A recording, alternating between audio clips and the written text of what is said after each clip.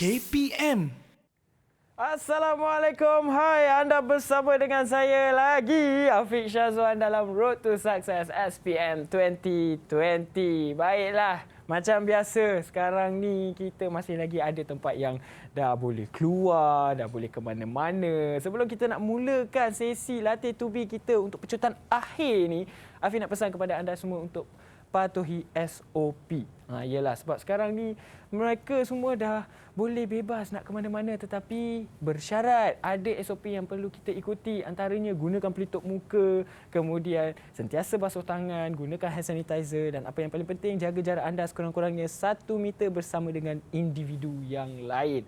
Kalau nak pergi ke tempat-tempat awam tu, jangan lupa untuk scan MySejahtera terlebih dahulu dan juga cek suhu. Baiklah, jadi kepada pelajar-pelajar SPM, mungkin ada yang dah rasa macam lega, dah merdeka, dah happy sikit sebab subjek-subjek teras mungkin dah selesai.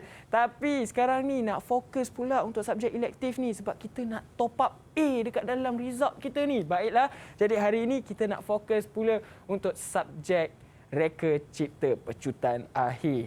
Jadi hari ini kira ada topik-topik yang mungkin akan kita fokus lebih sedikit. Mungkin ada yang lemah dekat sini, kita dah power dekat sini, tapi kita nak hebatkan sedikit di bahagian-bahagian yang mungkin kita kurang info kat situ. Baiklah, jadi kita nak tahu juga siapakah guru jemputan kita pada hari ini. Tanpa buang masa, mari kita sama-sama saksikan profil guru melalui video yang telah kami sediakan ini. Jom kita sama-sama saksikan.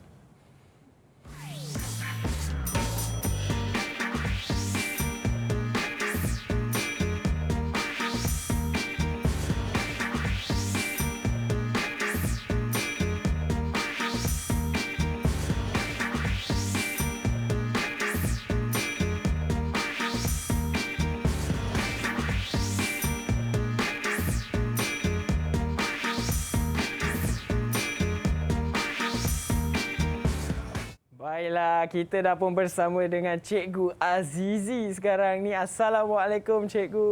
Waalaikumsalam warahmatullahi taala wabarakatuh. Baik, Cikgu. Jadi sebenarnya subjek Reka Cipta ni sebenarnya susah ataupun senang sebenarnya untuk pelajar-pelajar skor? Dan sebenarnya mereka nak jawab hari apa ni? Esok? Hari Rabu, Fik. Hari Rabu, lusa. Sidang 2.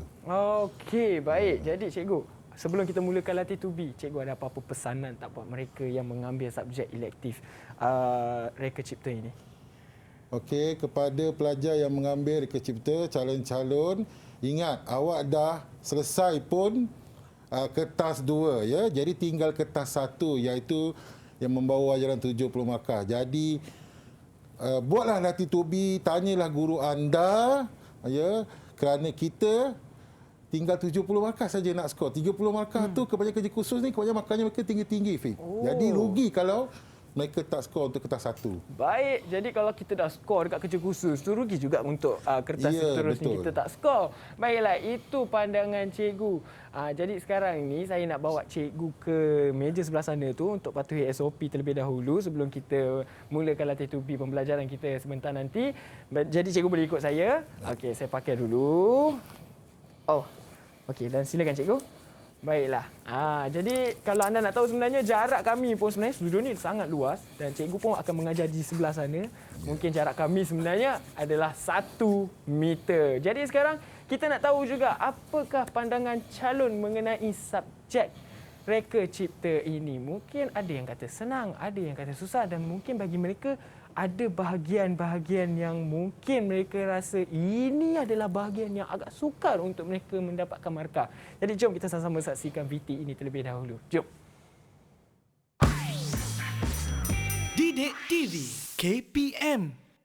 Kebetulan saya mengambil subjek Reka Cipta kerana subjek ini dapat meningkatkan ilmu pengetahuan dan pengalaman dalam kehidupan saya. Bagi saya, subjek Reka Cipta ni mudah untuk kita skor markah sebab nasihat daripada guru saya, dia cakap yang saya perlu fokus dalam kertas 1, soalan perbandingan. Sebab soalan perbandingan tu mempunyai banyak markah, mudah difahami dan mudah dijawab. Assalamualaikum warahmatullahi wabarakatuh dan salam sejahtera. Nama saya Nur Syahzada binti Muhammad Wazli. Saya merupakan pelajar Reka Cipta dari Sekolah Menengah Perwuasaan Syed Syamsul Shah Alam. Bagi saya, subjek Reka Cipta ni mudah untuk difahami kalau belajar satu topik itu dengan lebih mendalam. Didik TV KPM. Ya, itulah dia pandangan calon mengenai subjek reka cipta. Jadi sekarang ini cikgu pun mungkin dah bersedia untuk mulakan latih tubi kita. Tapi sebelum itu mungkin ada juga pelajar-pelajar yang ada di rumah tak cukup bersedia. Mungkin tak sempat ambil alat tulis, tak sempat ambil kertas sebab nak take note apa sahaja teknik dan juga tips daripada Cikgu Azizi sebentar nanti. Baik, Afiq bagi chance kepada anda semua. Kita berehat terlebih dahulu. Kita jumpa lagi selepas ini. Tapi cikgu dah boleh buka mas dah cikgu. Sebab kita pun akan mulakan sesi pembelajaran kita sebentar nanti. Baiklah, jadi kita bagi chance kepada anda semua untuk standbykan alat tulis, standbykan kertas dan kita jumpa lagi selepas ini. Jangan ke mana-mana, semuanya dalam Road to Success SPM 2020. Didik TV KPM. Ini adalah merupakan salah satu projek penamburan pelajar di mana menggunakan kuasa bateri. Apabila dihidupkan Swiss,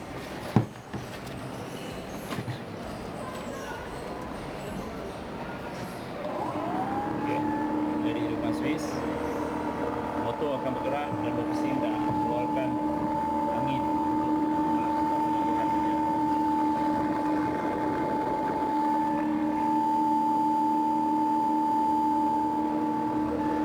Dia masuk di sini, ada lubang, masukkan turun ke bawah.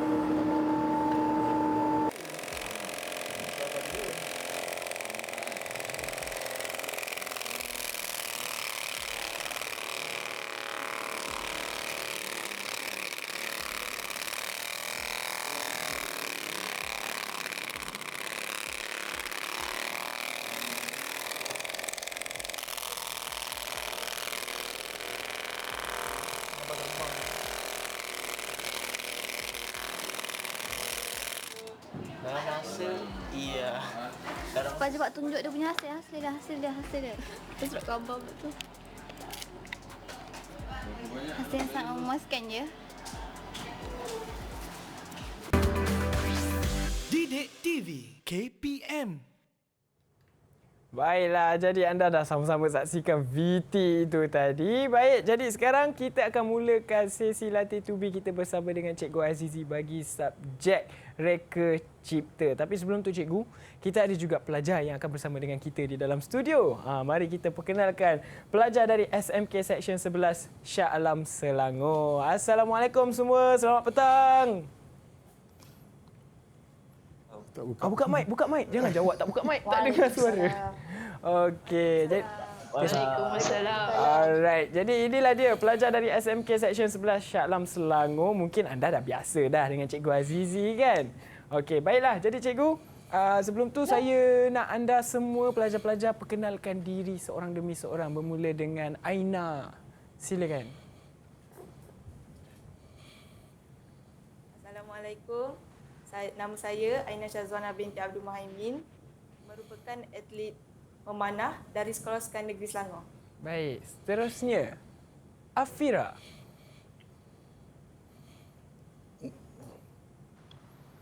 Assalamualaikum.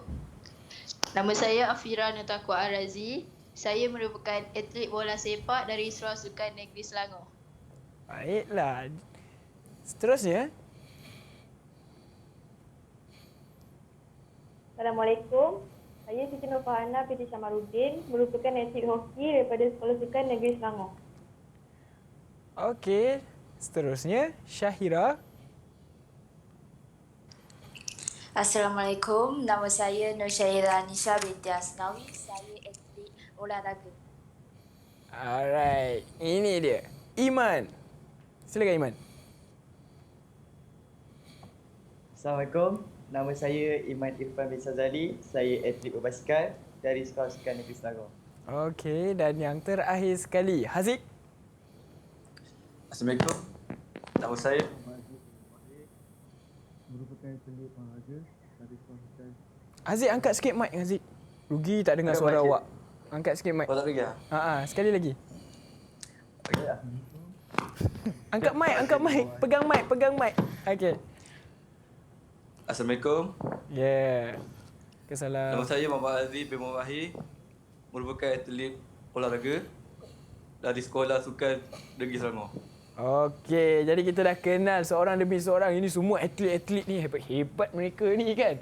Baiklah, jadi tanpa buang masa, kita dah bersama dengan Cikgu Azizi. Silakan Cikgu untuk mulakan sesi latih tubi kita bagi subjek kita pada hari ini, iaitu reka cipta pecutan akhir. Silakan Cikgu. Terima kasih, Fik. Ya, Baik, sama-sama. sebelum itu mari kita lihat. Boleh Cikgu? Tak. Okey. Nampaknya sekejap ya. Okey. Kita guna secara manual terus. Senang. Hebat cikgu ni. Okey, saya Cikgu Azizi mengajar di SMK 19 Sekolah Sukan Negeri Selangor. Ya. Sekolah ini menawarkan reka cipta lah sebagai pilihan mata pelajaran elektif. Okey.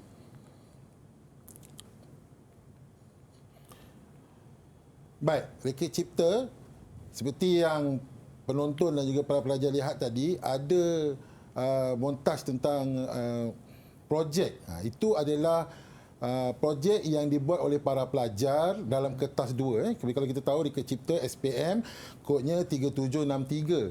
Jadi kertas 1 perbezaan bertulis 3763/1 yang akan diambil oleh para pelajar pada hari Rabu ini, 15 Mac.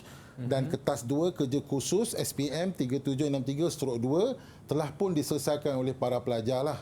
Alhamdulillah, walaupun pandemik dengan tak datang sekolah, tapi para pelajar, saya dapat maklumat seluruh negara pelajar reka cipta berjaya menyiapkan kerja khusus ni. Tahniah kepada calon reka cipta tahun ini.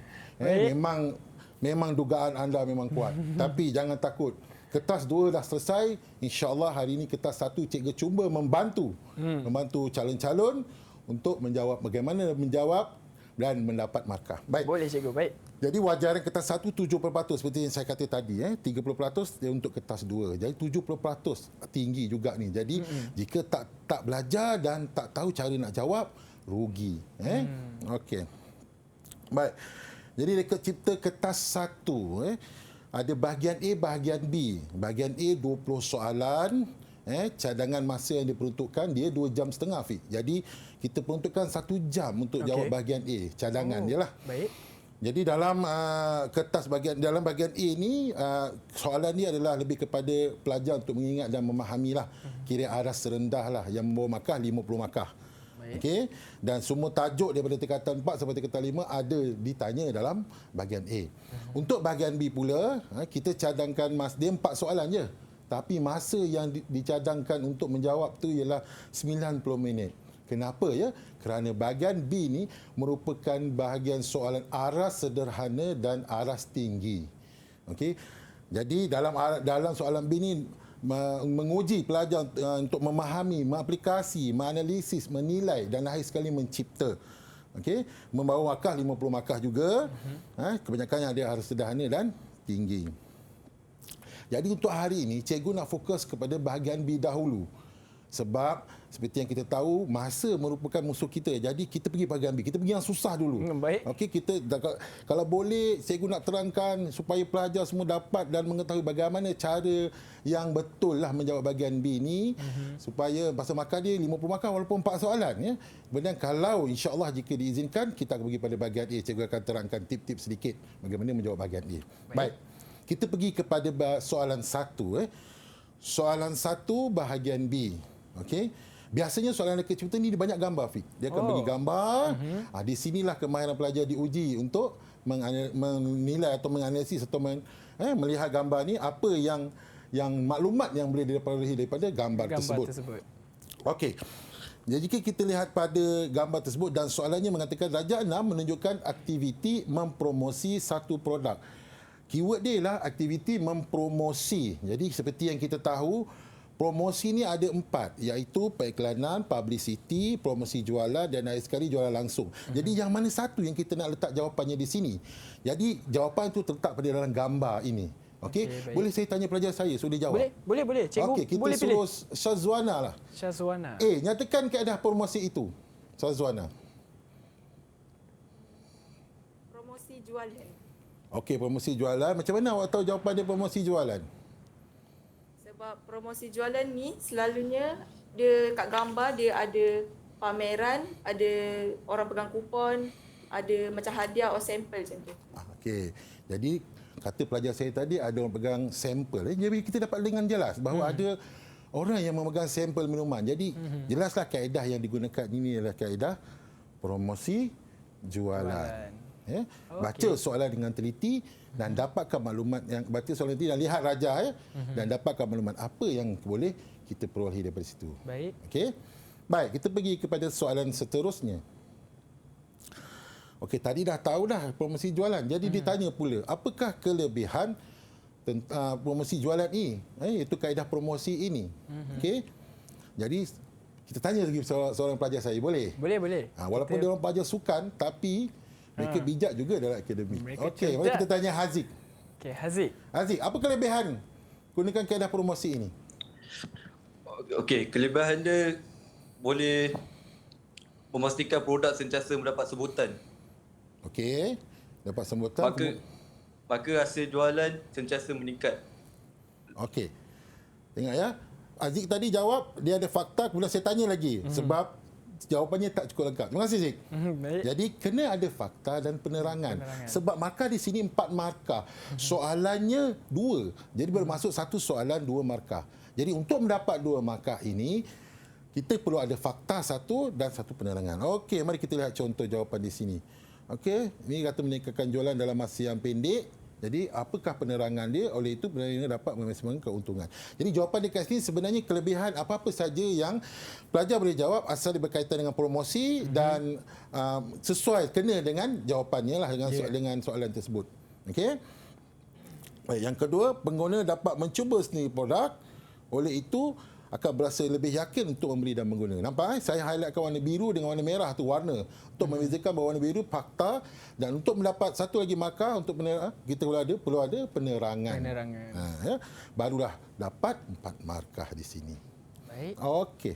Mari kita lihat soalan seterusnya. Okey. Lakar dan warnakan brosur. Jadi soalan ini, inilah yang sebenarnya orang kata kalau dalam soalan ini, inilah jiwa soalan itu sebenarnya. Soalan yang membawa 5 markah. Soalan ini 10 markah ya untuk soalan 1. Jadi markah dia 5, lebih banyak daripada yang lain. Kenapa? Ini adalah soalan yang meminta pelajar untuk mengaplikasi pengetahuan mereka yang mereka dah belajar dahulu. Okey? Jadi dalam soalan ini pelajar kena tahu apa dia brosur dan sepatutnya dalam brosur sepatutnya ada apa. Jadi dia kena tahulah. Brosur sepatutnya mengenai nama produk, gambar produk, harga, logo dan slogan, maklumat pengeluar, spesifikasi produk iaitu fungsi, saiz dan had muatan atau kemampuan ataupun penerangan produk. Perlu ada ini, tapi tak semestinya semua. Nanti kita tengok ya. Okey. Tapi contoh saya ini semualah saya letak. Kita letak yang terbaik lah. Okey. Ini contoh brosur. Brosur, semua yang saya nyatakan sini ada dekat sini. Tapi banyak ni. Tapi 5 markah. Macam mana dia memperoleh 5 markah? Okey. Yang pertama, dibuat lakaran brosur, dapat 1 markah. Dia warnakan brosur tersebut, dapat 1 markah. 2, 3, 4 ni lah maklumat. Maklumat ni inilah.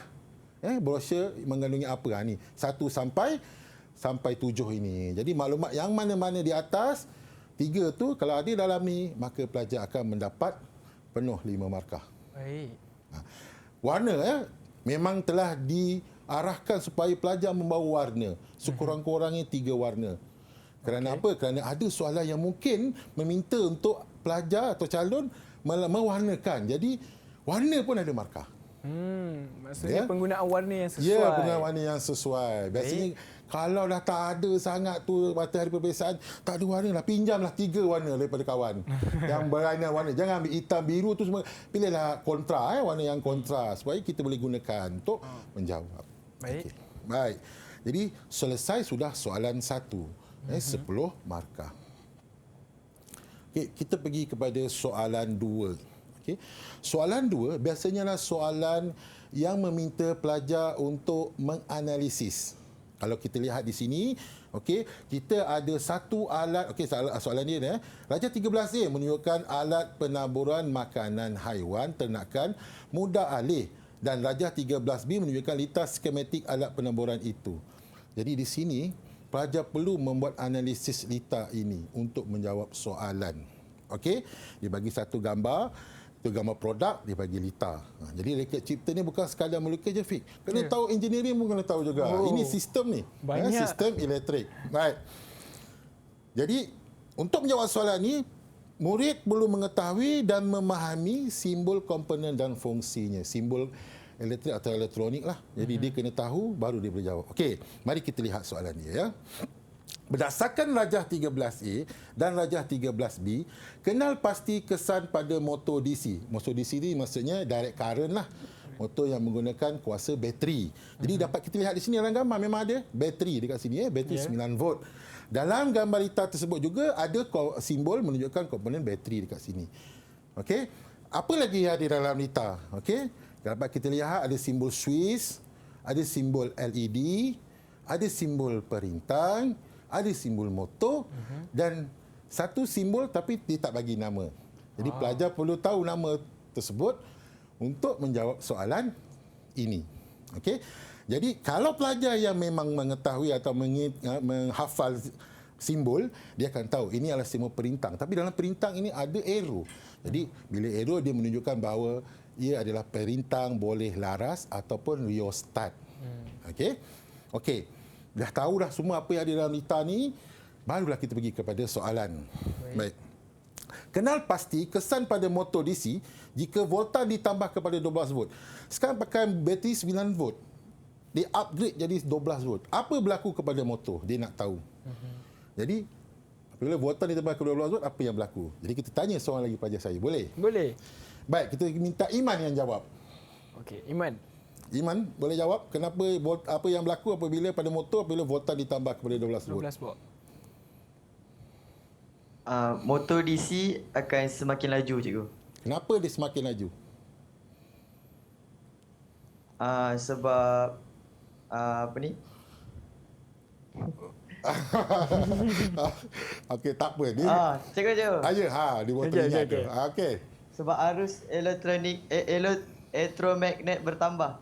Bukan arus, arohan. Okey. Apabila kita, terima kasih. Baik, terima kasih Iman. Jadi apabila kita menambah voltan, maka akan berlaku perubahan pada aruhan elektromagnet. Kita tahu DC motor ni, motor elektrik dia menggunakan magnet. Dia ada magnet, jadi dia bergerak. Dia apabila current diberi pada motor, mengalir pada motor, maka dia ada magnet. Jadi tindakan magnet tu akan menyebabkan dia berpusing. Jadi apabila voltan bertambah, maka kuasa aruhan elektromagnet bertambah, dia akan bergerak lebih laju. Jadi putaran menjadi lebih laju. Okey? Betul. Kelajuan motor akan bertambah. Okey. Kemudian, nilai komponen Y berada pada tahap paling maksimum. Jadi tadi saya dah beritahu, pelajar dah kenal pasti bahawa simbol Y itu membawa kepada maksud simbol kepada perintang boleh laras. Jadi dia kena tahu fungsi perintang boleh laras. Perintang boleh laras, kita boleh mengawal arus. Maksudnya kalau kita kurangkan arus, kurangkan rintangan, arus akan jadi lebih banyak masuk dalam litar. Kalau kita tinggikan rintangan, maka arus yang mengalir akan jadi rendah. Okey. Sekarang dia kata nilai komponen Y berada pada tahap paling maksimum. Maksudnya kita putarkan rheostat tu kepada paling maksimum. Apa yang akan berlaku kepada kelajuan motor? Okey? Apa yang berlaku pada motor? Kita tanya seorang lagi. Okey, biar semua tu jangan tidur. Okey, Ira. Apa yang berlaku, Ira? Okey. Siapa cikgu? Ira, Syahira. Oh, Syahira. Okey, Syahira. Kejut dia. Kelajuan motor semakin perlahan. Ya, kenapa dia makin perlahan dah, Ira? Sebab kerana nilai rintangan semakin tinggi. Ya, nilai rintangan semakin tinggi. Tadi saya ceritakan rheostat kita boleh kawal kan. Jadi bila kita buka pada maksimum, maksudnya nilai rintangan tinggi. Jadi bila rintangan tinggi, arus yang masuk sedikit lah. Jadi bila arus masuk sedikit, maka kelajuan motor akan berkurangan atau perlahan. Okey. Soalan yang akhir sekali, akhirnya yang untuk A ni, A3, kekutupannya diterbalikkan daripada AB menjadi BA. Maksudnya daripada AB ni terbalikkan. Kekutupan ni kita terbalikkan. Okey. Jadi apa yang berlaku kepada motor? Kita tanya pada seorang lagi pelajar saya, Farhana. Okay, silakan Farhana. Apa yang arah berlaku, Farah? putaran motor berubah sebab arah kekutuban terbalik. Ya, oh dia siap bagi jawab terus. Oh dia tahu. Terima kasih Fahana, ya. Betul. Maksudnya dia macam songsang. Dia songsang. Ya, betul. Baik. Maksudnya di sini putaran mereka jadi terbalik. Kalau mula-mula ikut arah ikut jam, bila terbalikkan dia jadi lawan jam. Okey. Jadi kalau dapat jawab semua ini dapat 3 markah di situ. Sama juga soalan 2 membawa markah 10 markah. Okey. Inilah yang saya kata tadi. Kalau macam saya kata tadi, inilah dia sebenarnya soalan yang memulakan pelajar membuat analisis kepada litar tadi kan. Jadi huraikan operasi litar alat itu pada keadaan nilai komponen Y berada pada tahap minimum. Sekarang kita putarkan rheostat tu kepada nilai kosong ataupun nilai kecil. Jadi dia suruh huraikan apa yang berlaku dalam litar. Okey, apa yang berlaku dalam litar. Okey, mari kita tanya satu. Seorang pelajar saya seorang lagi, Afira. Berikan, kita nak jawab soalan huraian ni. Dalam soalan huraian ni sepatutnya kena ada apa? Sepatutnya kita kena Okay, ada apa? dalam soalan huraian, kita kena ada sebelum, semasa dan selepas. Ya, betul. Sebelum, semasa, selepas. Okey. Jadi kita tengok situ 5 markah. Jadi sebelum 1 markah, semasa 3 markah, selepas 1 markah. Jadi jumlahnya 5 markah. Jadi sebelum, okey, sebelum apa yang berlaku kita tulis. Okey, hidupkan ataupun on switch supaya litar berfungsi. Okey, tulis ini kalau dalam litar elektrik ni biasanya sebelum mestilah kita kena onkan dulu ataupun hidupkan litar. Jadi tulis. Okey, tulis hidupkan litar ataupun onkan switch. Ya, dapat 1 markah. Dapat 1 markah lah. Dapat 1 markah. Senang je kan? Okey, semasa. Ini yang sebenarnya ini yang susah. Yang kebanyakan pelajar bila dia menjawab kadang dia cuai ataupun dia memang tak tahu fungsi, salah dia punya penerangan. Okey, mari kita lihat. Okey, jadi ada 3 semasa. 1, 2, 3. Apa yang berlaku dalam litar? Arus elektrik daripada sumber kuasa bateri akan mengalir ke dalam litar dan seterusnya memutarkan motor DC. Baru 1. Daya kilas yang terhasil menolak makanan haiwan keluar menerusi nozzle. Makanan haiwan akan terus ditabur. 2. Laraskan atau turunkan nilai rheostat bagi mengawal kelajuan putaran motor ataupun bagi mengawal jarak taburan. Jadi kita nak supaya dia alat tu tabur lebih jauh, kita laraskan kepada kosong ataupun nilai yang kecil dalam rheostat tu kan. Dia macam kipas lah. Kalau kita nak laju kipas, kita tekan 3.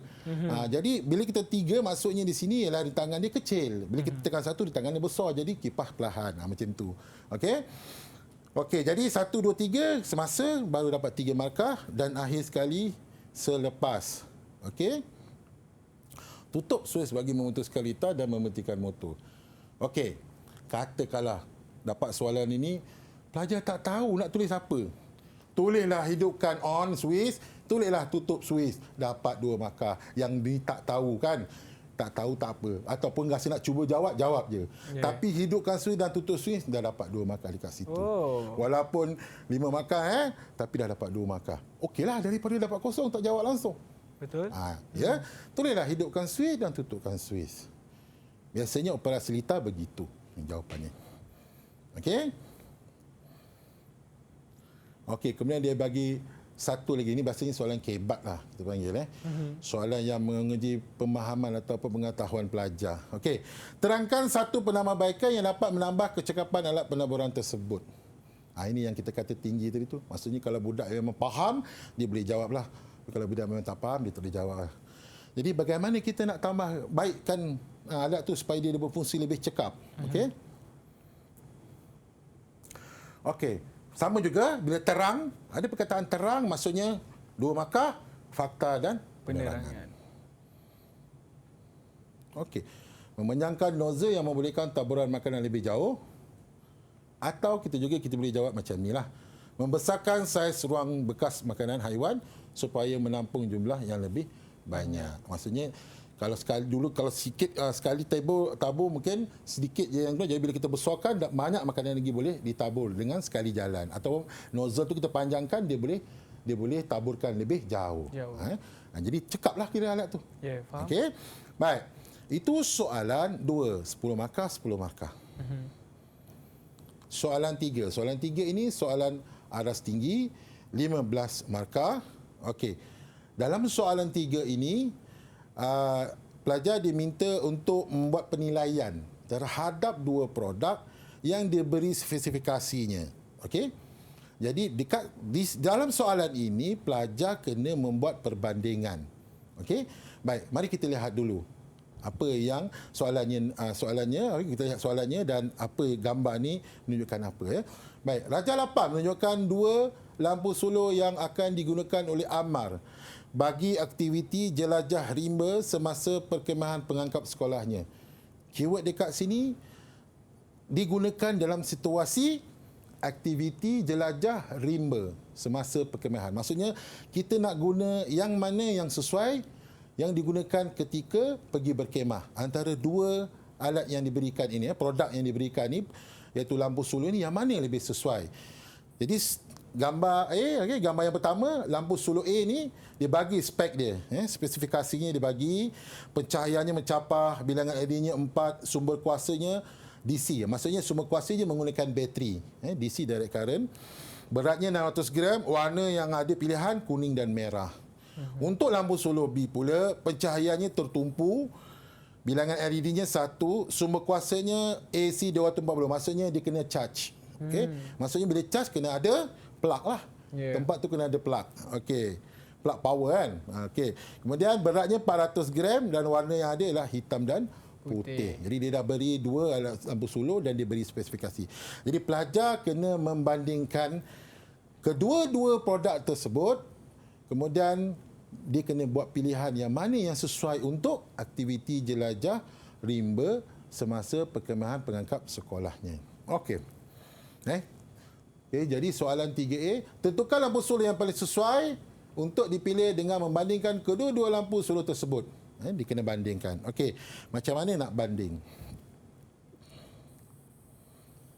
Okey. Jadi apabila membanding mesti menyatakan spesifikasi kedua-dua produk. Sama juga, okey, kalau kita lihat, kita ternampak kat sini, nanti slide seterusnya kita nampak. Markah untuk soalan A ni ialah 9 markah. Bila ada 9 markah, maksudnya di sini kita kena banding 4 spesifikasi. Sebab tadi perbandingan dan penerangan membawa 2 markah, 1 spek. Okey, 1 spek ni. Jadi 1 spesifikasi. Jadi untuk mendapat 8 markah, sekurang-kurangnya 4 spesifikasi kita kena bandingkan. Baru dapat 8 markah dan pilih 1 markah. Okey? Baik, mari kita lihat bagaimana cara kita nak menulis untuk membuat perbandingan. Saya tanya murid saya sekali lagi. Kalau tidak nanti dia tidur. Okey, petang-petang ni kan. Betul, petang-petang. Okey, tadi saya dah pilih. Sekarang saya nak volunteer ataupun suka dia. Siapa nak jawab soalan ni? Siapa? Dengar. Siapa yang belum jawab lagi? Semua dah jawab dah sebenarnya. Saya rasa semua dah jawab. Siapa? Siapa? Tak ada. Tak ada nak cikgu pilih juga. Semua dah cikgu pilih. Okey, Afira. Afira. Okey, silakan Afira. Sila. Okay, first kalau nak jawab soalan ni, kita tengok dia punya kata kunci. Kata kunci dia kata nak pergi jelajah rimba. So kita kena tengok dari satu spek tu yang mana lagi sesuai. Macam yang mana menang lah untuk pergi jelajah rimba. Satu. Lepas tu kat sini yang first untuk lampu suluh A, spek dia pencahayaan mencapah. So yang ni berbanding spek B, spek A lagi menang lah sebab dia boleh tengok lagi besar, kawasan yang luas. Okay. So cara nak jawab dia, lampu suluh A mempunyai pencahayaan mencapah berbanding lampu suluh B yang mempunyai pencahayaan tertumpu. Oleh itu, lampu suluh A boleh menerangi kawasan yang lebih besar. Ya. Okey. Betul. Okey. Jadi, saya kata tadi kan, bila kita nak banding, kita kena sebut kedua-dua spesifikasi. Okey, sebelum itu, ada anak murid saya kata, kita kena lihat yang menang. Apa maksudnya itu? Baik. Apabila kita membandingkan spesifikasi, okey, kita pilih yang mana yang lebih sesuai. Jadi, kita tick. Jadi pencahayaan, dari segi pencahayaan, antara 2 lampu suluh ini, pencahayaan lampu suluh A lah yang kita pilih dan untuk aktiviti perkhemahan ni sesuai dengan situasi. Sebab kita bila camping biasanya melibatkan kawasan hutan. Jadi lebih baik kita dah ada lampu solar yang boleh terangkan kawasan yang lebih luas. Betul. Jadi dekat sini spesifikasinya dia menang. Itu maksudnya boleh saya kata menang tadi tu. Jadi kita tanda menang. Okey. Okey. Jadi baru kita tulis perbandingan. Jadi lampu solar A mempunyai pencahayaan mencapah berbanding lampu solar B mempunyai pencahayaan tertumpu. Oleh itu lampu solar A menerangi kawasan yang lebih besar. Okey. Seterusnya.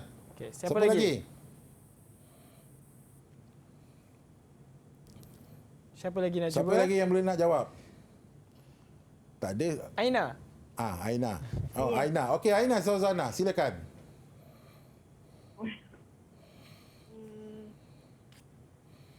Next, bilangan LED.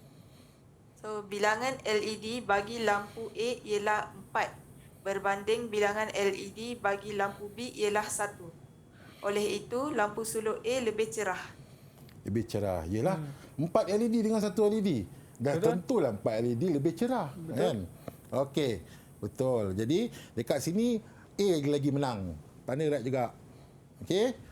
Jadi, yang menang kita tulis dulu. Lampu solar A mempunyai 4 bilangan LED berbanding lampu solar B yang mempunyai 1 saja bilangan LED. Oleh itu, apa kelebihan dia? Lampu solar A lebih cerah cahayanya. Okey, untuk mendapatkan 2 markah. Penerangan, perbandingan, penerangan. Okey? Okey. Saya rasa kalau kita tanya itu lambat. Kita pergi. Takut tak sempat nak sentuh yang lain. Okey. Jadi yang ketiga, kita banding pada sumber kuasa. Okey, lampu solar A menggunakan sumber kuasa bateri DC 12 volt berbanding dengan lampu solar B yang menggunakan sumber kuasa berkala tenaga elektrik AC 240 volt. Kita sebanding, kita sebut dua-dua spek, dapat 1 markah. Oleh itu, lampu solar A boleh digunakan di mana-mana tempat. Jadi, mana-mana tempat bateri kan boleh portable. Berbanding kalau yang menggunakan AC tu kita kena cari tempat yang ada port power atau port kuasa. Kat mana cikgu dalam hutan? Kat mana dalam hutan? Kena pergi dekat generator lah kalau cikgu dia bawa. Itu pun kalau tak dimarah oleh cikgu. Okey. Okey, yang seterusnya. Tadi saya kata kena ada 4 Pasal tadi saya cakap markah dia 9. Jadi 9, 8 markah datang daripada 4 spesifikasi yang kita banding yang membawa 2 markah, 2 markah, 2 markah. Okey, kemudian satu yang kita pilih tu akan menjadi 1 markah. Okey. Seterusnya, lampu solar A mempunyai warna kuning dan merah berbanding lampu solar B mempunyai warna hitam dan putih. Oleh itu, lampu solar A lebih ceria dan nampak menarik. Okey? Baik. Okey. Dekat sini ada 5 spek. Tapi saya ambil 4 dan biasanya saya ambil yang menang. Okey, cikgu. Pernah ada pelajar tanya saya, kalau dia bagi 4, 1 tu kalah. Macam mana cikgu? Contoh dia tak bagilah warna. Kita dah terang-terang yang berat tu kita nak banding juga ke? Banding. Sebab kita perlu membuat 4 perbandingan. Kita tulis je. Katakanlah warna, kita katakan warna ni tak ada. Kita tak usah guna berat. Jadi kita guna yang menang, lampu solar B. Lampu solar B mempunyai berat 400 gram berbanding lampu solar A yang mempunyai berat 600 gram. Oleh itu, lampu solar B lebih ringan. Kita tulis je. Tapi, walaupun dia menang dalam spek tu, 3 lagi dia kalah. Jadi, bila 3 kalah, ini yang kita pilih yang menang lah. 3 dah A menang kan. Jadi kita tulis. Oleh itu lampu solar A lebih sesuai digunakan. Kena tulis. Baru dapat 9 markah. Okey? Okey. Kita pergi soalan yang seterusnya. Okey, tadi 4 perbandingan dan penerangan 8 markah. Pilih produk 1 markah. 9 markah. Okey. Soalan 3. Lelaki cipta ni dia mesti nak lakar. Tadi lukis brosur kan? Yang ni kita nak lakar pula. Okey, lakar dan labelkan 2 penambahbaikan untuk menambah nilai mesra pengguna lampu solar yang ditentukan. Nilai mesra pengguna ni maksudnya keyword dia ialah mudah. Apa-apa saja yang mudah. Okey. Jadi saya pun lakarkan. Apabila melakar penambahbaikan. Okey. Soalan dia menambah lakar penambahbaikan. Kalau melakar penambahbaikan, rupa bentuk asal produk tidak boleh berubah. Satu lagi, kalau dia minta pengubahsuaian, barulah kita boleh ubah. Walaupun bentuk dia tak sama, tak apa. Tapi dekat sini soalan nak penambahbaikan. Jadi, bila penambahbaikan, pelajar harus mengekalkan rupa bentuk dia. Okey? Jadi, rupa bentuk dia. Jadi, saya tambah apa dekat situ? Saya tambah tali pemegang. Saya tambah pemantul cahaya. Okey? Jadi, bila kita tambah ni, mudahlah tali pemegang, mudah nak pegang. Saya dah kata tadi, nilai mesra pengguna mesti ada perkataan mudah. Jadi, pemantul cahaya tu mudah dilihat di dalam gelap. Okey? Jadi apabila melakar perlu mempunyai 2 lakaran penambahbaikan. Jadi kita buat 2 ni. 1 pemantul, 1 tali, dapat 2 markah. 2 label. Ada 2 label. Okey. Kalau lebih label lagi bagus. Okey, label semua yang ada kat situ kalau benda label. Ya. Okey, tapi dekat sini kena 2. Okey, 2 minimanya 2 lah. Okey, lakaran bentuk 3 dimensi, 3 dimensi bukan 2 dimensi. Dan sekali jelaslah apa yang dilakar dekat situ. Kita nampak itu adalah lampu suluh, bukan benda lain. Okey, jadi 2 2 1 1 dapatlah 6 markah. Okey. Okey, kita pergi kepada soalan 4. Okey. Soalan 4. Baik, soalan 4 ni adalah soalan bahagian B yang terakhir, 15 markah juga.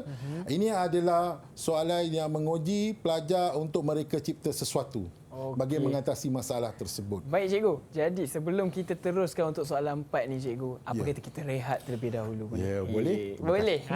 Jadi sekarang kita berehat terlebih dahulu. Dan jadi anda yang ada di rumah, jangan ke mana-mana. Bolehlah minum-minum air dulu ke, pergi ke tandas terlebih dahulu. Dan kita akan teruskan lagi sesi latih tupi kita bagi subjek Reka Cipta nanti semuanya dalam Road to Success SPM 2020. Kita jumpa nanti. Didik TV KPM. Nama saya Yohanes Anasidi dari SMK Riambiri dan saya merupakan pelajar tingkatan 5 yang mengambil subjek Reka Cipta. Tajuk kerja khusus bagi subjek Reka Cipta pada sesi tahun 2017 dan 2018 ialah mencipta perangkap makhluk rosak. Dan saya memilih untuk membuat perangkap tikus. Dan ini merupakan perangkap yang dihasilkan oleh saya. Ini merupakan tangga di mana tikus akan menaiki ke atas perangkap tersebut dan masuk ke dalam lubang perangkap tersebut. Ini merupakan perangkap elektrik yang berada di dalam perangkap kayu. Perangkap elektrik ini berfungsi apabila dawai ini bersentuhan dengan keluli ini pada masa yang sama. Untuk menghidupkan perangkap elektrik ini, kita hanya perlu menekan switch on dan ia berfungsi ini.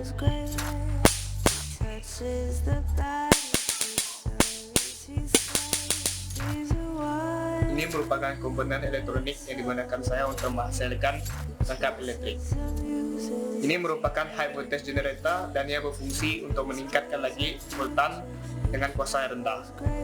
Dan saya hanya perlu menggunakan bateri 9 volt, switch untuk menghidupkannya, dan kepala botol untuk meletakkan dawai bagi memudahkan tikus menyentuh keluli dan dawai tersebut pada masa yang sama dan menghasilkan renjatan elektrik yang menyebabkan tikus terbunuh. Didik TV KPM. Ini adalah merupakan salah satu projek penamburan pelajar di mana menggunakan kuasa bateri. Apabila dihidupkan switch,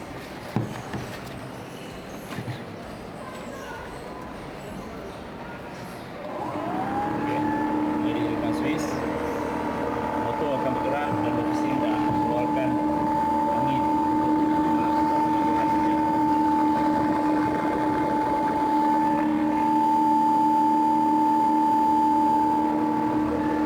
Dia ada masuk di sini, ada lubang, masuk ke bawah.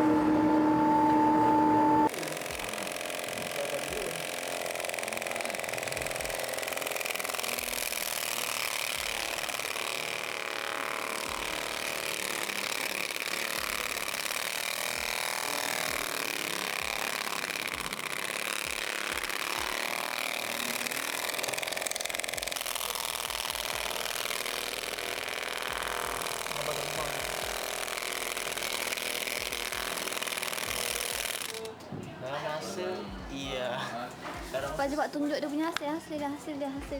Terus gambar betul. Hasil yang sangat memuaskan je. Didik TV KPM. Kembali lagi kita dalam Road to Success SPM 2020. Jadi anda semua dah berehat dan kita kembali lagi kali ini untuk melakukan latih tubi pecutan akhir bagi subjek Reka Cipta bersama dengan Cikgu Azizi. Silakan Cikgu. Okey, terima kasih Fik. Sama-sama. Tadi kita soalan 4 Ya, terhenti di soalan 4. Berhenti di soalan 4. Baik. Untuk soalan 4, sama juga, dia akan bagi satu gambar raja. Okay, raja, dia akan bagi satu raja. Raja yang menunjukkan situasi. Okay. Jadi dalam soalan ini, Raja 6 menunjukkan situasi seorang pekerja ladang sedang menaikkan setandan buah kelapa sawit ke atas sebuah lori dengan menggunakan pancang atau sebatang besi tajam. Okay, dalam soalan ni jelaslah dia cerita panjang dekat sini. Tapi boleh juga soalan berbunyi begini. Raja 6 menunjukkan sebuah pekerja ladang. Raja 6 menunjukkan situasi seorang pekerja ladang di sebuah ladang kelapa sawit. Cukup.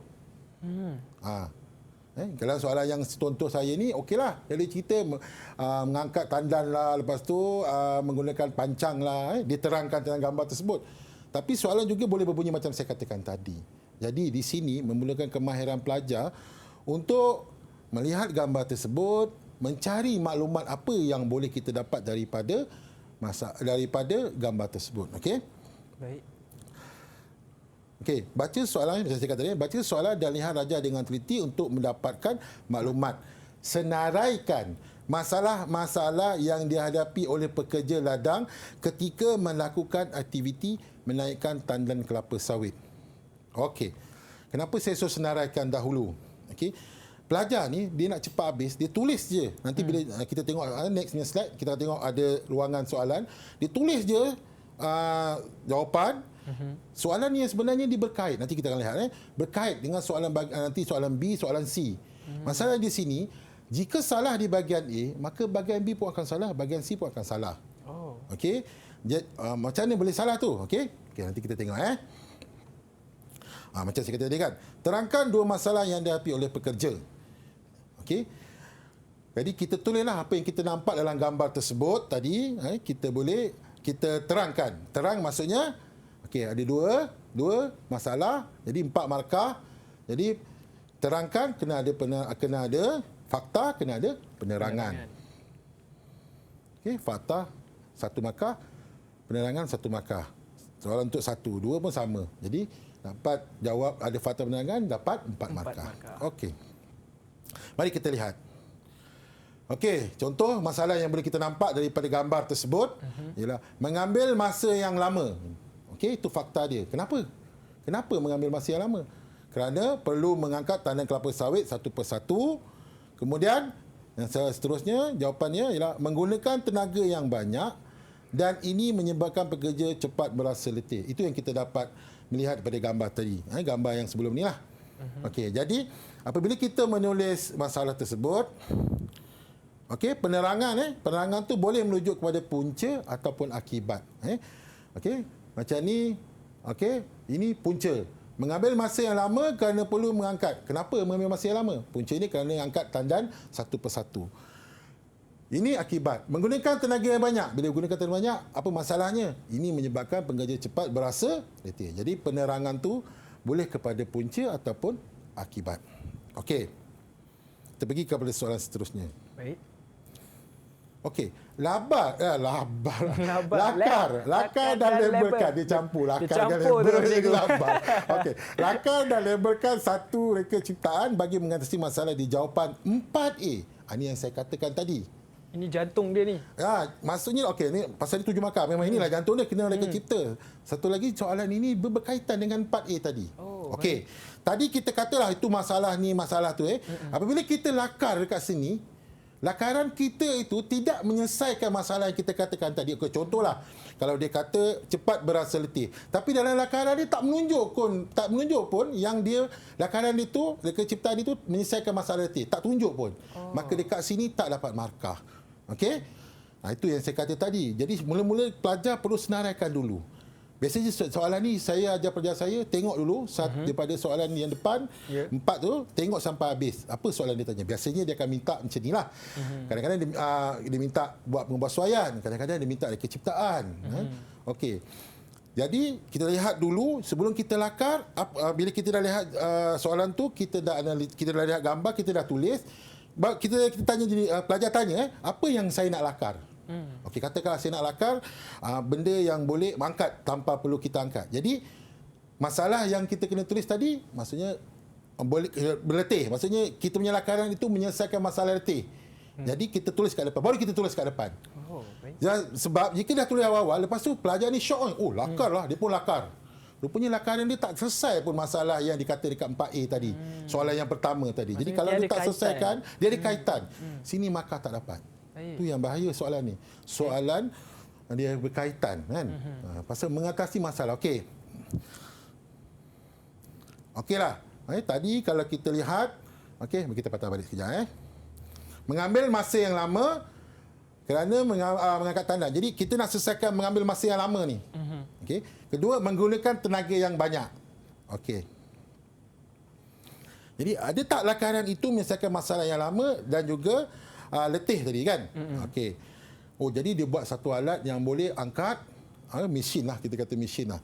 Di sini biasanya jawapan pelajar memerlukan kreativiti pelajar, imajinasi dia. Macam mana nak selesai ni? Apa yang perlu saya buat?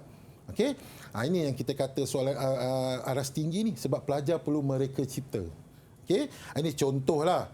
Contoh jawapan saya untuk soalan tadi. Jadi saya lakarkan satu reka ciptaan saya di mana satu mesin ataupun satu alat atau produk yang boleh mengangkat tandan kelapa dengan cepat dan juga tidak memenatkan saya.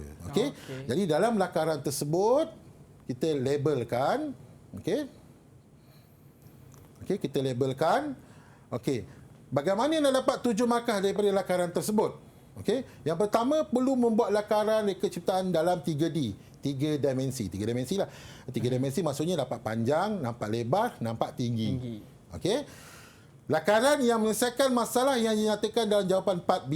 4A ni salah ni, bukan 4B, 4A. Yang tadi tu, selesai masalah dia, maka dapat 2 markah. 2 tadi masalah dia, 2 kita selesaikan, dapat 2 markah. Yang membuat lakaran tadi 1 markah. 2 bahagian yang berlabel. Jadi macam saya kata, bila buat lakaran perlulah label. Tapi kita patah balik yang tadi soalan pertama, brosur kalau dilukis logo, jenama, jangan label. Kalau melakar, macam tadi melakar produk, label. Label lah sebanyak mana. Kalau boleh banyak lagi bagus. Dan masukkan juga label bermaklumat. Ini kita panggil label maklumat, Fit.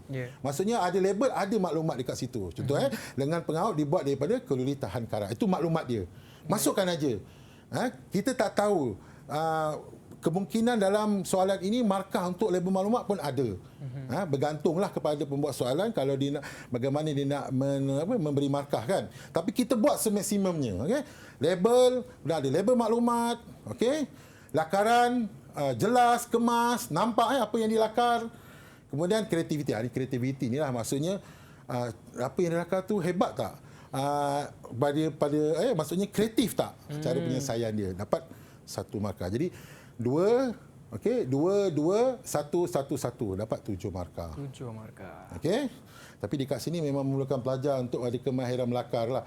Dan dalam reka cipta pun kita memang mengajar pelajar kita untuk melakar. Walaupun dia tak tahu melukis, tapi kita ajar basic sekurang-kurangnya dia boleh melakar. Memang ada satu bab dalam tingkatan 4 iaitu asas lakaran.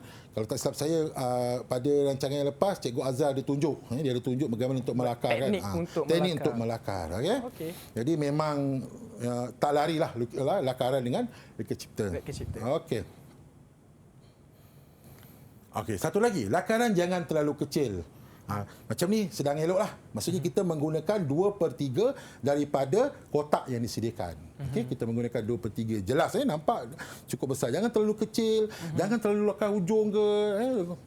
Tak nampak ataupun terlalu itulah maksudnya tak sesuai dengan kotak yang diberikan kan. Kita dah bagi kotak besar tu, lakarlah besar tu. Gunalah seboleh mungkin. Sebolehnya. Lakarlah sebolehnya. Okey, jadi bila kita dah lakar tadi, daripada 2 masalah, kita lakar, lepas tu kita berilah kelebihan reka ciptaan kita tadi itu, apa kelebihan dia berdasarkan daripada yang kita lakar tadi. Jadi, ini pun sama sebenarnya bergantung kepada lakaran kita, yang mana lakaran kita tadi bergantung pula pada masalah yang kita nyatakan. Jadi, kelebihan tadi itu sepatutnya menjawab kepada masalah kita nyatakan dalam 4A tadi. Mari kita lihat. Okay, sama juga bila terangkan 2 markah untuk 1, 2 markah untuk 2. Jadi markahnya 4. Okey, bila kita menerangkan, okey, kita tulis dulu lengan pengaut. Katakan lengan pengaut tadi, kita tulis lengan pengaut ni tak dapat markah lagi sebab lengan pengaut ni telah pun kita tulis dekat label, dekat lakaran kita. Jadi kita kena tulis fakta dia. Boleh berpusing 360 darjah, fakta dia. Jadi apa kelebihannya? Boleh membolehkan aktiviti mengangkat tandan kelapa sawit dilakukan dari pelbagai arah. Okey?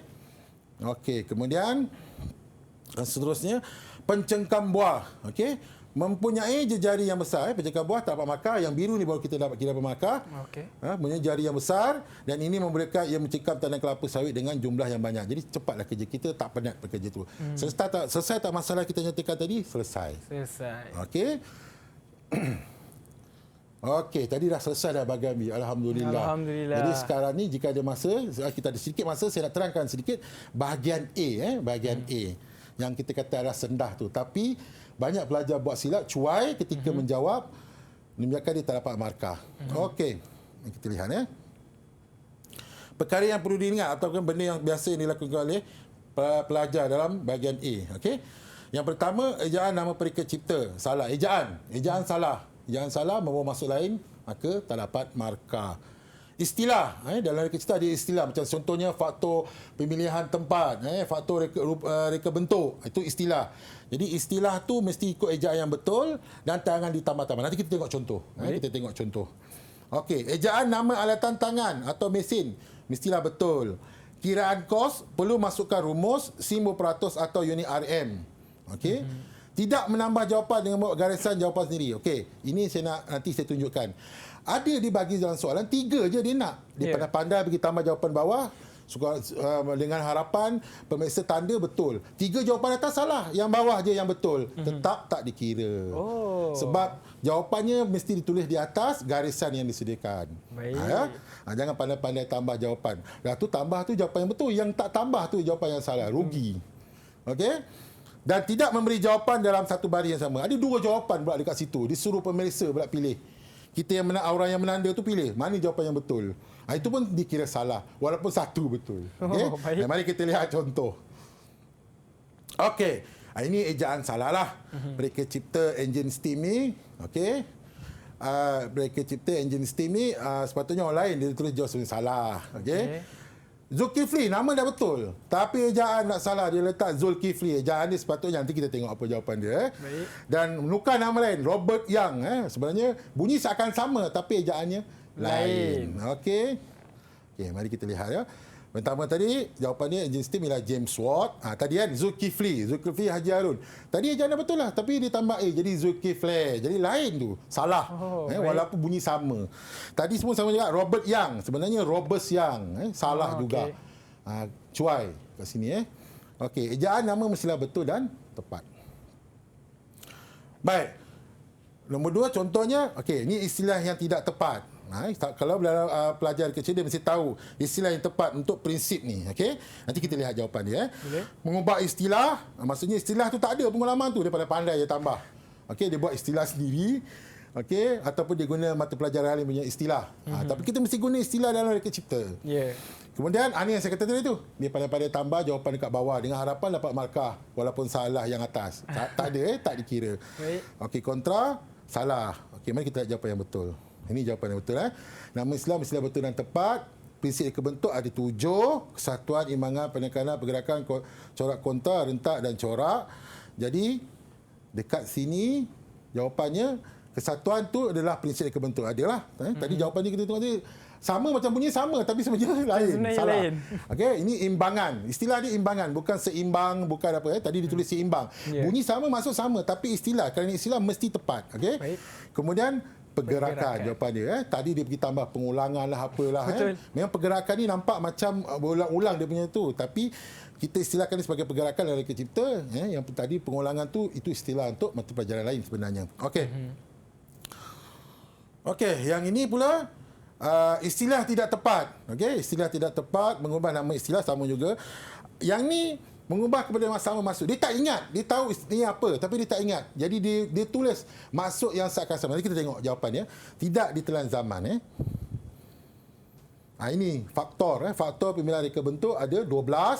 Jadi masa pengguna rupa bentuk kelestarian. Ini jawapan sebenarnya. Kelestarian ni sebenarnya tidak makan inilah zaman lah maksudnya. Maksudnya lestari kekal, reka bentuk yang kekal, tidak berubah, tidak kelangan zaman. Jadi dia buat istilah sendiri, dia boleh letak. Jadi tak boleh juga. Walaupun maksudnya sama sebab maksudnya sama sebab dia adalah faktor. Bila sebab faktor mesti inilah dia. 12 Kalau 4, 7. Jadi pelajar tetap kena gunakan ini istilah. yang maksudnya nanti pelajar kalau boleh buatlah nota kecil. Faktor pemilihan apa bentuk. Apa dia hafal. Jangan salah. Rugi. Okey, nama istilah sama juga tidak tepat, menambah istilah. Ni nanti kita tengok jawapannya apa. Dia bagi tambah satu perkataan pula dekat tu. Menambah satu perkataan cikgu pun betul lah, sebab dia salah. istilah. Bila kita kata istilah ni dia tak boleh. Okey. Jadi dia ditambah salah juga. Walaupun nanti kita tengok jawapan dia sama je maksud dia, tapi pasal dia istilah tak boleh. Baik. Okey, sudah memberi jawapan yang betul namun buat dua jawapan. Yang ni dia tak pasti, dia buat atau. Dia suruh kita lah pilih. Maksudnya bukan kita, maksudnya cek orang yang menang di kertas tu pilih. Mana satu jawapan dia. Ini pun kira salah walaupun salah satunya betul. Okey. Kita tengok jawapan dia.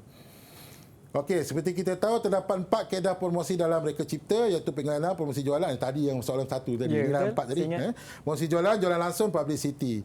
Jadi kita kena letak yang mana satukah kaedah promosi di sini yang sesuai dengan kaedah sini. Jadi kalau publicity ni maksudnya dia menaja. Jadi kalau letak penajaan pun salah juga. Istilah dia dekat dalam reka cipta ialah publicity. Dalam promosi ni nama dia ialah publicity. Sama lah kan penajaan juga tu. Tapi salah ya, jangan letak penajaan. Itu penerangan. Maksudnya sama maksud. Tapi di sini dalam ni kita dah pakai publicity. 4 kaedah. Jualan langsung. Tadi dia tulis jualan secara langsung. Salah juga. Okey, artinya promosi jualan. Tadi dia tak tahu mana tu, dia pun ditulis atau. Atau maksudnya ataupun dia buat stroke dia tulis kat bawah ke. Jadi ada jawapan kat situ tak dapat markah, dikira salah. Walaupun jawapan dia betul. Sebab dia suruh masa satu tu dah tentulah salah, jawapan dia nak satu je kan. Jadi salah dekat situ. Jangan tulis macam tu. Tulis jawapan yang pasti. Okey? Seterusnya. Okey. Untuk soalan ini, murid terkeliru dengan faktor pemilihan reka bentuk. Tadi tu, faktor yang tadi tu dia terkeliru. Ini sebenarnya faktor yang lain pula. Jadi dia terkeliru. Jadi dia tulis masa pengguna, had muatan. Okey. Ini bab pengujian prototype ni. Dia ada faktor dia. Jadi kita lihat apakah jawapan yang sebenarnya. Okey. Jadi jawapan sebenarnya ada dua, iaitu kefungsian dan had kemampuan. Jadi ini penerangan bagi yang di bawah lah. Okay? Jadi pelajar kena tahu faktornya apa, baru tulis itu. Memang bila dah banyak sangat faktor dia pun keliru. Okey, dia pun keliru. Jadi sebenarnya kena banyak buat latih to be, baru mereka takkan terkeliru kan cikgu. Okey, soalan yang ini adalah soalan mengira kos. Tiap tak tahu mesti ada. Cuma sama ada dia nak tahu nilai kos dia berapa ke, keuntungan berapa ke, ataupun margin keuntungan dia berapa ke, tapi dia terbalik macam tu. Tapi memang akan ada. Okey. Jadi latih to be soalan ini rugi kalau tak tahu jawab. Ini matematik mudah aja. Kalau matematik dengan teori pun susah boleh buat, takkan matematik mudah tak boleh buat. Jadi dalam mengira ni pelajar kena bawa kalkulator, jangan lupa. Okay. Jadi pelajar perlu bawa alat tulis, pensel warna, kalkulator. Banyak juga peralatan. Macam seni dengan engineering dulu pun ada kan. Okey. Jadi kesalahan yang biasa dibuat di sini ialah pelajar tidak menulis bila mengira kos mesti ada RM, ringgit Malaysia. Dia terlupa, dia kira betul tapi lupa tulis. Tak ada markah dekat situ. Okey. Benar, rumus salah biasa. Bila rumus salah, kiraan salah. Lepas tu bila kata kiraan beratus, dekat sana ada peratus, mesti menulis simbol. Menulis simbol peratus dekat situ. Dia lupa tulis, jadi tak dapat markah juga. Penat dia kira. Salah ni salah, habis. Daripada 3 markah tak dapat markah. Tulis formula pun dah dapat markah ke ataupun macam mana? Tulis formula pun dapat markah. Dia sebenarnya bergantung. Kadang-kadang ada jawapan tulis formula dapat markah. Ada yang kiraan dapat markah. Baik. Sebab dekat sini saya nampak 3 markah. 3 markah. Jadi biasanya tulis formula, kiraan, jawapan. Jalan kerja lah. Kiraan tu jalan kerja. Jalan kerja, jawapan. Baik. Alright. Ini yang jawapan yang betul. Okey, jawapan yang betul. Baik. Jadi dekat sini, okey, kita kena tahu formula. Biasa kalau dalam kiraan kos ni, inilah formula yang saya katakan tadi. Kos pengeluar sama dengan kos jualan campur margin keuntungan. Okey. Jadi dalam soalan ini dia dah bagi harga jualan, dia dah bagi kos pengeluaran. Jadi dia nak tanya margin keuntungan. Biasanya margin keuntungan ni dalam peratus. Okey. Bila dalam peratus, jadi kita kena kira. Okey. Jadi berdasarkan formula, okey, margin keuntungan sama dengan kos jualan tolak kos pengeluaran. Biasalah, takkan kos pengeluaran tolak harga jualan. Jual mestilah lebih tinggi daripada keluar, kos keluar. Jadi okey, jadi kos jualan RM93.60 dia dah bagi harga jualan Oh, ni bukan kos ni, sebenarnya harga jualan. Harga jualan. Okey. Harga jualan RM93.60 tolak kos pengeluaran RM72. Jadi dapat RM21.60. Tak habis lagi kiraan tu, baru dapat satu markah di situ. Okey. Okey, masukkan formula peratus margin keuntungan sama dengan margin keuntungan kali 100 bahagi kos pengeluaran. Okey. Jadi RM21.60 dalam 100% bahagi dengan kos pengeluaran dapatlah 30%. Jadi peratus margin keuntungannya adalah 30%. Okey? 30%. Lupa pula orang lupa kita ada pelajar. Ya. Setakat yang saya terang ni, ada tak yang awak tak faham? Dia kena lama biar nanti dia takut dia tertidur. Macam itulah kalau kita masuk Google Meet. Ya, betul. Sebenarnya tadi saya mengejar takut tak sempat nak terang. Dia senyap je ni. Saya pula yang dah studio faham. Betul lah. Jadi ada tak yang saya terangkan yang bahagian A tadi, ada soalan tak yang awak nak tanya? Okay, kita tanya kepada siapa-siapa. Ada tak soalan? Farhana ke? Afira ke? Syahira, Aina, Iman, Haziq? Bukanlah mic. Segan untuk bahagian A mereka ni. Ke agaknya mereka faham ni semua ni, itu sebab dia tak nak tanya. Itulah. Haziq. Untuk bahagian A, ada tak apa-apa yang awak rasa awak nak tanya? Tak kisahlah ni, bahagian B pun boleh lah. Kalau nak tanya tentang bahagian B tadi pun boleh. Oh ya. Okay, Haziq. Ya, Haziq. Silakan Haziq. Okey, Ego. Yang pasal hitung harga tu. Ya. Kalau kita tulis jalan kira dia tak tulis unit, tapi jawapan dia baru kita tulis unit dia. RM. Okey. Boleh ke tak? Jika ketika menulis jalan kerja tak ada unit, tak apa. Tapi jawapan akhir perlu ada unit. Tak kisah unit tu sama ada peratus ke atau RM, perlu ada. Kena tulis. Sebab awak dah kira benar-benar tak tulis jawapan betul. Tapi sebabkan tertulis RM tak dapat markah salah. Ini yang kita kata kecuaian-kecuaian yang biasa dilakukan oleh pelajar. Menjawab soalan Zik? Oh, dia dah. Okey, Ego, faham. Okey. Ada soalan yang lain? Soalan bahagian B pun boleh. Tanya je. Okey. Ya, Aina. Okey, Aina. Cikgu, saya nak tanya yang bahagian A. Kalau dia minta 2 elemen reka bentuk, lepas tu saya bagi 3. Yang first dengan second tu salah, tapi yang ketiga tu betul. So saya dapat markah ke tak dapat markah? Biasa kalau dia minta macam tu, kan dia minta ada garisan jawapan ke? Kan? Jawapan 1, jawapan 2, jawapan 3. Jadi kalau 2 di atas salah, salah lah. Kalau yang 1 tu akhirnya betul, betul lah. Yang saya kata ni, dia jawab, minta 3, dia bagi 4. Okey, dia bagi 4. 1 salah, 2 salah, 3 salah, dia tambah 1 garisan lagi, dia buat jawapan betul. Itu tak dapat markah. Walaupun 3 tadi atas salah, 1 sebab dia minta 3 dan garisan yang dibagi untuk jawapan pun 3 je. Jadi awak bagi tambah. Jadi jawapan yang awak tambah di bawah tu walaupun betul tak dapat markah. Yang atas tu kalau betul dapat markah lah. Kalau tak betul tak dapatlah markah. Salah lah kiranya. Jadi kalau ada jawapan yang betul, sila letak di ruangan. Jadi bagaimana?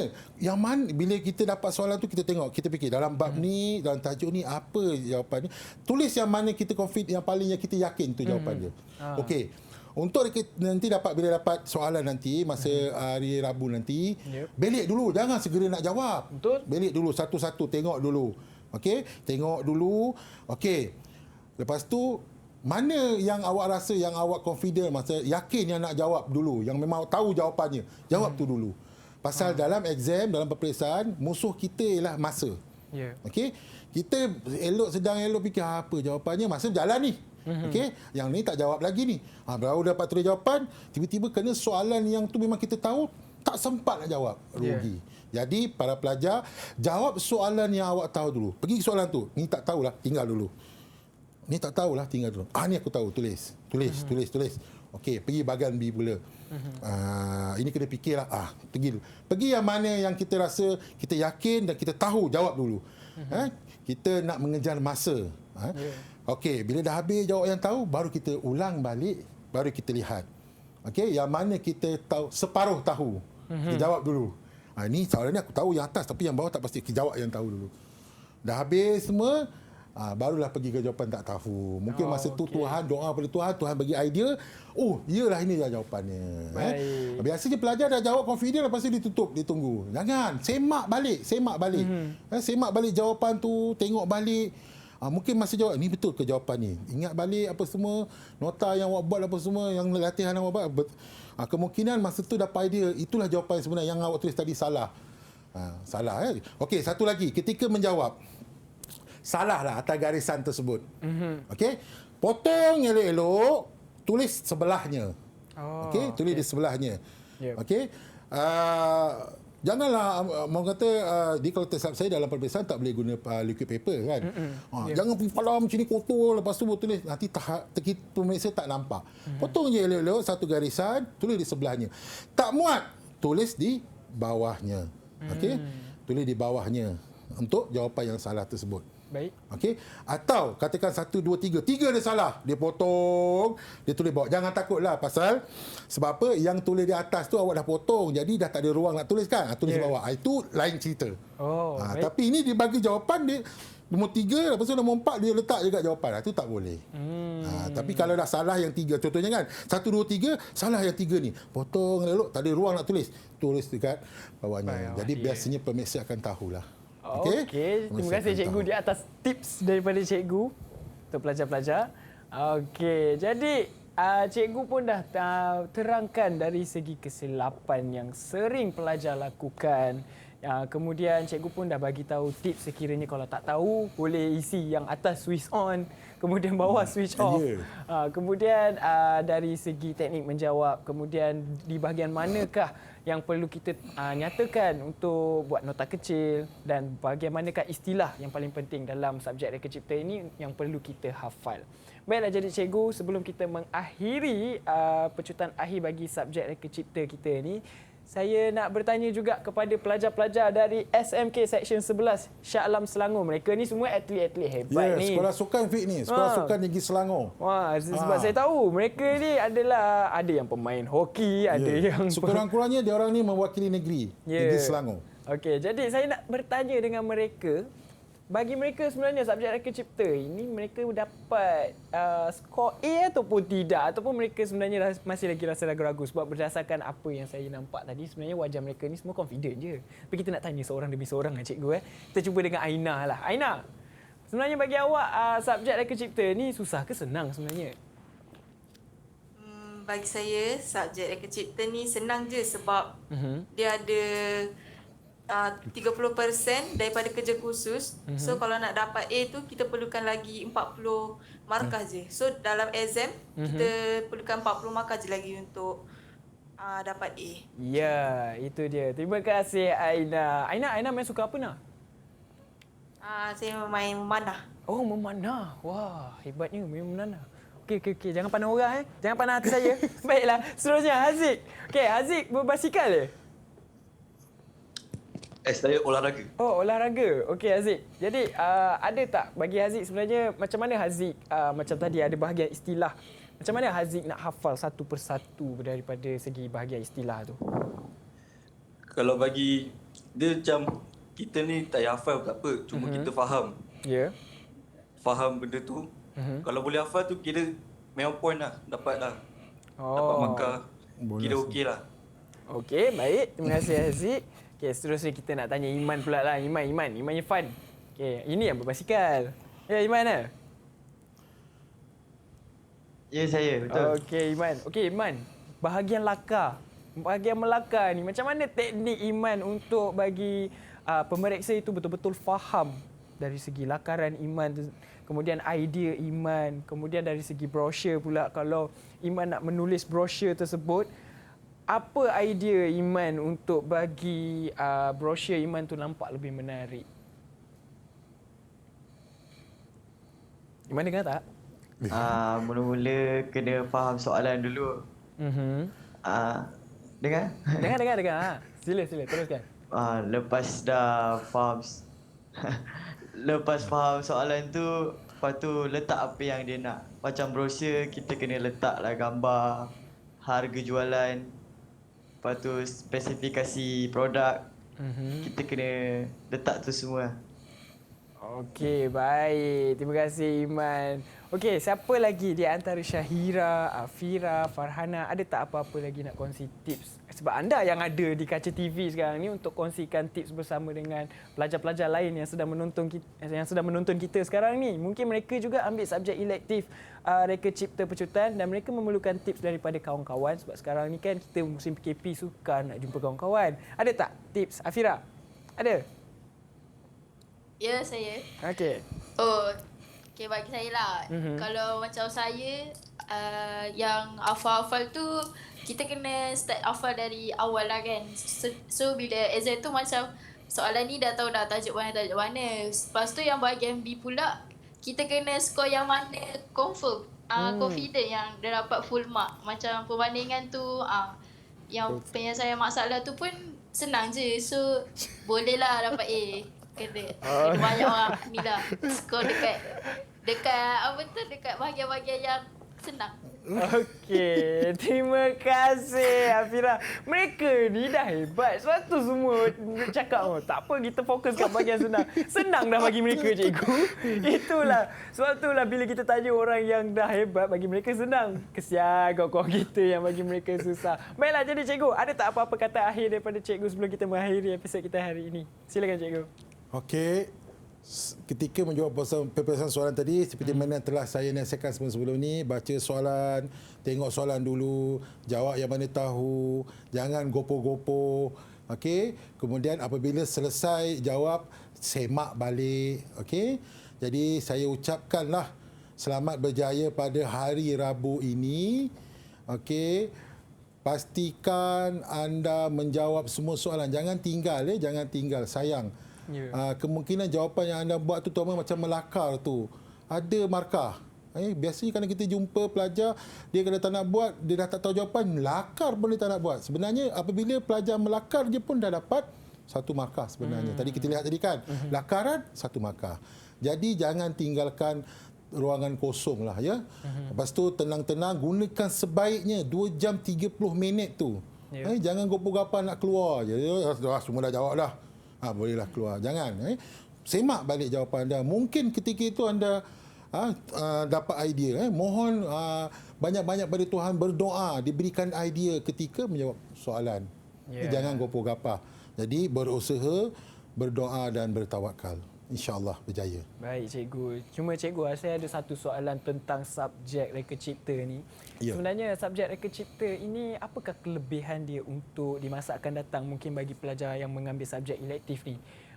Mungkin peluang pekerjaan mereka dan juga mungkin dari segi sambung belajar mereka ini, di manakah skop peluang mereka selepas mereka mengambil Reka Cipta ini? Okey, terima kasih. Kalau kita lihat tadi dalam Reka Cipta ada subjek macam lukisan, ada kan? Ya, betul. Lakaran apa semua tu. Kemudian ada pula aspek engineering dekat situ. Betul. Jadi kelebihan pelajar yang ambil Reka Cipta ini, dia boleh pergi kepada kedua-dua bidang ini. Dia kalau dia nak pergi ke bidang yang melakar, contoh macam architecture, landscape designer, apa tu industrial designer contohnya kan. Kemudian lebih nak engineering pun boleh sebenarnya ke arah sistem mechanical, ke arah kejuruteraan mekanikal, kejuruteraan elektrikal. Semua dia ada ajar dalam Reka Cipta. Jadi pelajar Reka Cipta berpeluang untuk masuk bidang yang memerlukan mereka untuk melakar macam bidang tadi kan, architecture sebenarnya kan. Juga boleh pada bidang kejuruteraan. Itu yang bagusnya. Ada juga saya rasa macam boleh jadi bidang perniagaan juga sebab ada promosi. Ada perniagaan juga sebab kita dah ajar pelajar dah penat-penat lakar, dah penat Reka Cipta, mana nak pasarkan, itu sebab kita ajar juga sedikit bidang pemasaran tu, bidang pemasaran. Saya rasa sayangnya lah waktu saya sekolah saya tak ambil subjek ni. Sebab saya rasa macam bila dah belajar selama 1 jam setengah bersama dengan Cikgu Azizi. Dia rasa sebenarnya subjek ini sangat menarik. Okey, baiklah. Jadi saya harap kepada maupun pelajar-pelajar yang ada di studio dan juga pelajar yang sedang menonton kami pada hari ini bermula dari jam 4.30 sehinggalah jam 6 petang ini dapat memberi manfaat kepada semua penonton ataupun pelajar yang betul-betul mengambil subjek elektif ini, iaitu reka cipta, dan semoga anda dapat segala tunjuk ajar teknik, tips dan juga panduan untuk menjawab kertas ini yang baru saja ditunjuk ajar daripada Cikgu Azizi, sebab saya rasa ini adalah peluang anda untuk skor A, dan semoga apa saja yang diberikan dapat memberi manfaat kepada anda semua, terutamanya kepada pelajar-pelajar daripada SMK Section 11 Shah Alam Selangor. Okey, good luck buat yang terbaik. Mungkin ini kertas terakhir mereka, Cikgu? Hari yang sama dia orang ambil sains sukan. Oh. Tadi kita ada sains sukan kan? Sains sukan jadi pagi. pada hari yang sama, dia pagi sidang pertama sains sukan, tak silap saya kertas 1 kot. Kemudian sidang 2 reka cipta, sidang 3 petang sains sukan lagi sekali. Jadi hari Rabu tu baru mereka merdeka. Okey. Baiklah, jadi sebelum anda mencapai kemerdekaan itu, buat mak ayah anda bangga. Banyakkan je, cukupkan je A dekat dalam result, alright? Baik, do your best, dan saya nak ucapkan terima kasih kepada Cikgu Azizi. Terima kasih juga kepada pelajar-pelajar dari SMK Section 11 Shah Alam Selangor dan juga anda semua yang menonton setia dari jam 3 petang sehinggalah jam 6 petang hari ini bersama dengan saya Afiq Syazwan, dan insyaAllah ada rezeki kita jumpa lagi semuanya dalam Road to Success SPM 2020. Bye. Assalamualaikum. Didik TV KPM. Assalamualaikum. Saya ingin mengucapkan selamat maju jaya kepada pelajar yang akan menduduki peperiksaan CJ Pelajaran Malaysia, terutama kepada anak saya Iman Irfan bin Sazali di Sekolah Sukan Seksyen 11 Shah Alam. Saya mendoakan agar pelajar diberi kesihatan yang baik dan dipermudahkan menjawab soalan serta memperolehi kejayaan yang cemerlang. Buat guru dan ibu bapa, semoga didikan dan doa kita mengiringi kejayaan mereka. Assalamualaikum, saya Razina binti Razali dan Hafizal bin Jaafar, ibu dan ayah kepada Afiran Ahwa Ar-Razi binti Hafizal, pelajar tingkatan 5 daripada Sekolah Sukan Selangor. Saya mengucapkan anak-anak SPM 2020 semoga tabah, tenang. Kepada Afira dan kawan-kawan, patuhilah SOP dan jaga diri. Saya